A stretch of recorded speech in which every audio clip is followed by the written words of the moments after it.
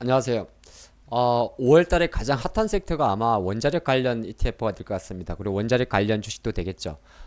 사실 그 5월 달 증시 같은 경우는 중순이 좀 지나면서 또 트럼프의 관세 이슈에 대한 섹터별 노이즈가 조금 나오고 있고요. 한국 증시에서는 그게 2차 전지라든지 뭐 이런 관련주 쪽으로 많이 안 좋습니다. 반도체도 보게 되면 시장적인 관점이 조금 부진한데 사실 그 고공행진을 계속 달고 있는 원자력 관련주 3월에서 4월달 정도 넘어올 때만 해도 국내 내부적으로 뭐 체코 두쿠바니 원전 관련 모멘텀이 컸습니다만은 5월 접어들어서는 확연하게 상당히 강한 쏠림이 있습니다. 오늘 영상에서는 그래서 원전 관련 주요 ETF가 어떤 게 있고 그 ETF 구성되어 있는 종목들 중에서 왜 이런 종목이 상대적으로 좀 강하고 또 하나가 여기에 지금 합류하지는 않았지만은 오히려 또 원자력 관련 비즈니스를 진행하는 기업들에 대해서 알아보는 시간을 준비했습니다. 가보시죠. 주식 클래스 구독, 좋아요. 자, 한번 보시면 이제 SMR 뭐 이미지로 만든 건데요. 우리나라 같은 경우 SMR은 아직 상용은 안 됐습니다만은 미국을 중심으로 해서 상당히 빠르게 SMR을 준비하고 있죠. 지금 보니까 이제 이런 내용들인데 이거는 사실 5월달 기사긴 합니다만은 연초 2월달에도 이미 트럼프 대통령은 원전의 내용 자체를 앞으로 2050년까지 했고 당시엔 또 세배 이야기도 나왔었는데 뭐 숫자는 크게 중요할 것 같지가 않고 뭐 최근 5월달 같은 경우는 2050년까지 발전 용량 자체를 4배로 높이겠다 그런 것도 공언을 하고 있고 여기에 또 하나가 이제 보게 되면 패스트 트랙의 성격도 좀 있겠죠. 예를 들어서 신규 원전을 허가하는 데 있어서 기간을 단축하겠다 그렇게 하면서 뭐 중국이든 인도든 미국이든 뭐 프랑스든 주요 원전 강국이나 원전을 키우는 국가들에 대해서 직간접적으로 프레스를 가는 그런 효과도 있습니다. 또 보게 되면 이런 것도 있어요. 또 많은 기업들이 이제 우리가 데이터 센터 전력난 이야기 많이 하는데 피차이 구글 CEO 같은 경우도 5월 21일 정도에 AR 유년 전력난 같은 경우가 원자력 발전 기술을 해결될 것이다 하다 보니까 돌고 돌아보게 되면은 이제 트럼프의 정책 중에는 에너지와 다변화도 있는 거고 여기에는 뭐 신재생, 풍력 다 포함되어 있습니다만 아무래도 효율성 면에서는 원자력 발전에 대한 집중적인 투자가 좀 이루어질 수밖에 없는 상황이다.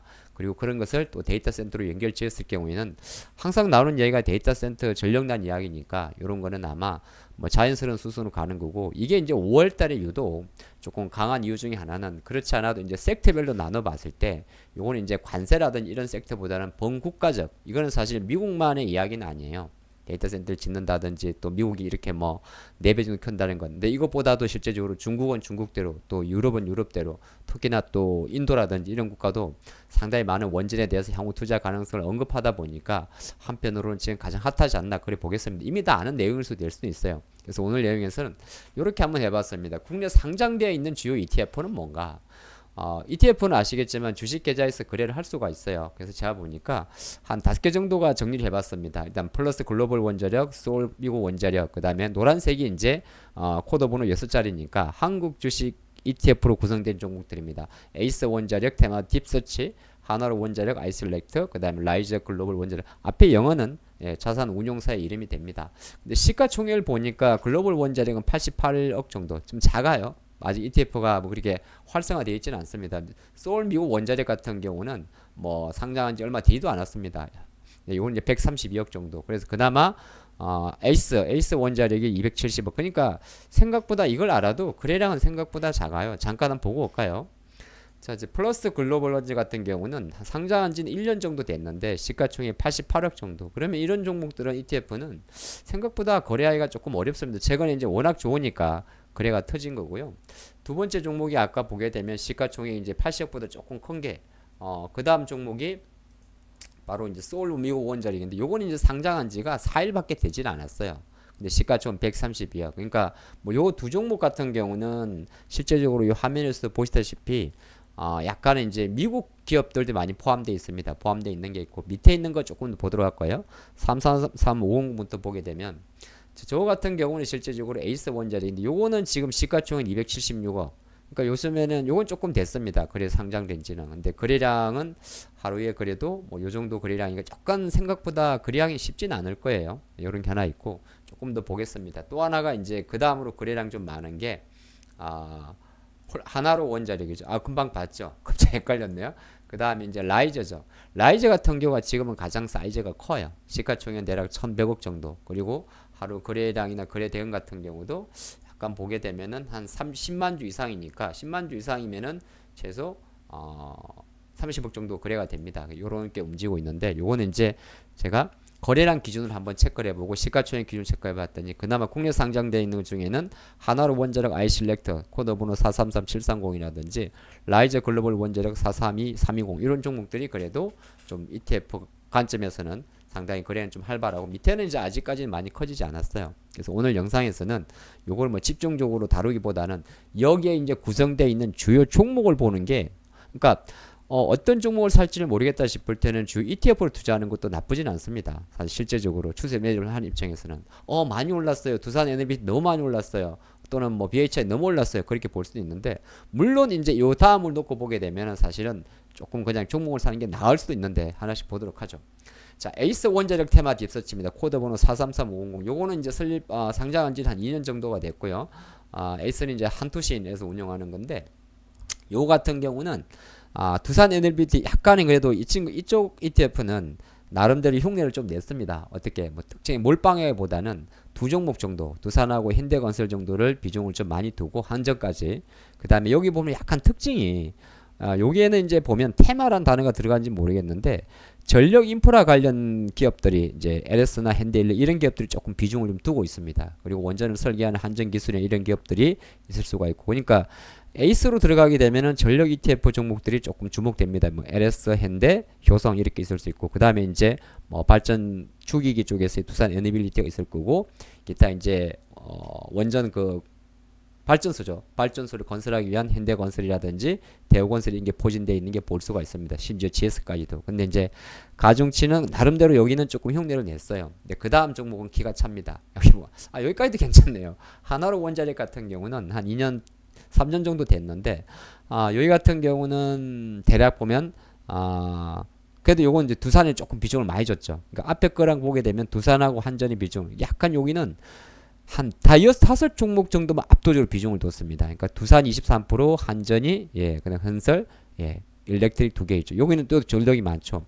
그러니까 어떻게 놓고 보게 되면은 하나로 원자력하고 에이스 원자력을 보게 되면은 두산을 머리에 두고 여기에 건설주하고 한전을 붙이면서 전력 인프라 관련주에 투자해야 됨을 알 수가 있고요. 물론 이건 뭐 완벽하진 않겠습니다만은 비중 그러고 나 보면 비중으로 2%짜리는 크게 의미가 없으니까 그냥 두 종목 놓고 봤을 때는 한전하고 두산 에너빌리티 머리에 두고 여기에다 한국전력하고 한국전력 현대건설 건설주만 두 개 그렇죠. 뭐 현대건설이죠 주로. 여기가 이제 전력 인프라. 그럼 역시나 전력 인프라를 요 결로 붙일 수가 있는 거고요. 추가적으로 하나를 더 보면 이건 완전 가관인데 라이저 거는 이거는 몰빵이에요. 두산 에너빌리티가 40%에다가 HD 현대가 19%입니다. 그러면 거꾸로 생각하게 되면 물론 정답이 없는 게 주식이긴 한데 라이저 글로벌 ETF 아까 봤던 시가총액이 가장 큰 거 여기 보면 이게 1200억짜리잖아요. 그렇죠. 이 ETF를 투자할 바에야 뭘 하면 좋습니까? 그렇죠. 이 ETF는 두산이 바로 40%니까 그냥 두산을 사는 게 나아요. 그렇죠. 또 반대로 근데 두산은 너무 올랐어. 그럼 조금 더 두산이 혹시 조금 밀린다. 물론 이제 두산이 밀리면 다른 친구들도 밀릴 수가 있기 때문에 사실 정답은 없는데 어떻게 보게 되게 되면은 이 ETF 구성을 봐가지고는 실제적으로 ETF를 만약에 공격적인 성향이라면 그냥 두산을 자는 게 제일 낫습니다. 가장 공격적인 투자가. 그 다음에 약간은 근데 너무 변동성이 커. 그 다음에 너무 못한다 싶으면은 차라리 중간 정도 ETF를 선택하는 것도 나쁘진 않습니다. ETF 기준 놓고 봤을 때는 하나로 원자력 433730이라든지 아니면은 에이스 원자력 쪽으로 말이죠. 요 정도도 시가총액이 이제 1000억 미만이지만은 그렇게 보는 게 있고 종목으로 본다면 다시 이 세 개의 ETF를 다시 한번 조금 더 천천히 보게 되면 확실히 두산 에너빌리티가 원탑이라는 걸 알 수가 있고요. 그건 이제 누구나 다 아는 내용입니다. 여기에 전력 인프라들이 백업을 해준다는 걸 완벽하게 볼 수가 있습니다. 그래서 저도 최근에 계속적으로 뭐 전력 관련주를 계속 좋게 봐왔었는데 물론 이제 이거는 거꾸로 생각하게 되면 전력 관련주를 갖고 있으신 분들이 만약에 주가가 어느 정도 시점에서 상승 탄력이 좀 멈추달까 그거는 거꾸로 놓고 보면 두산 에너빌리티의 주가가 만약에 어느 정도 심이 나온다면 전력 관련 인프라들도 같이 빠질 수가 있습니다. 그래서 오늘의 영상은 출발 자체는 ETF로 출발합니다만은 ETF 상품의 주요 이 비중을 놓고 분석을 해보면 결정적으로 최근에 전력 인프라도 원전의 강세 동행을 한 거고 거꾸로 두산 일리빌리티의 요 압도적인 ETF별로 비중을 역으로 분석했을 때 만약에 두산 에너빌리티의 주가가 어느 정도 변동성을 조금 보인다는 심이 나온다면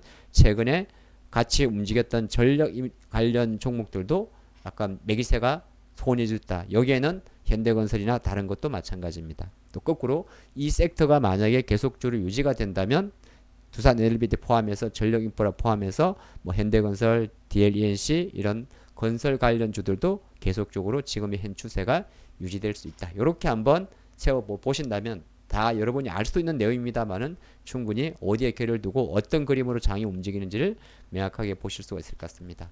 아무쪼록 뭐 원전 관련주 투자하시는 분들은 되게 최근에 아주 해피한 흐름을 보일 건데 본 영상을 통해서 그게 아닌 직접 몰랐던 원전 관련주로 대변되는 종목들도 한번 확인했으면 좋겠습니다.